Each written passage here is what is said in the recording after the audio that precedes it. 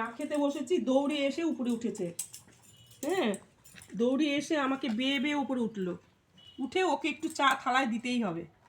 একটু চা দিলাম, একটু মুড়ি দিলাম, এবার সাহেব খাবে। এবার সাহেবের খাওয়া হলে আবার দৌড়ে চলে আসবে। ওর এটা বাধা ধরা, কিন্তু আমি বাধা ধরা হলো, আমি সেই বাধা ধরা ব্যাপারটা নষ্ট করতে চাইছি, রোজ দেবো না। চায়ের ব্যাপারটা তো বেশি দিতে চাই না, বুঝেছো? একটুখানি সামান্য দিই, তাহলে আবার সারাদিন মুড অফ থাকে। একটু চা দিয়েছি, 2-4টে মুড়ি দিয়েছি, দেখো খেয়েছে, ব্যাস খাওয়া হয়ে গেছে।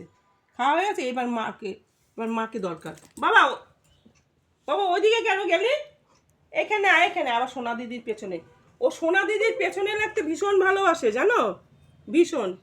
সোনা দিদি ভালোবাসে ওকে, আর ও সোনা দিদিকে কামড়াতে ভালোবাসে না বাবা?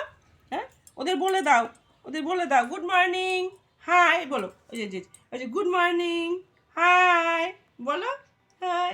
এই যে আমার সোনাটা চা খাওয়া হয়ে গেছে, দেখো বললাম না, চা খাওয়া হয়ে গেল, ব্যাস।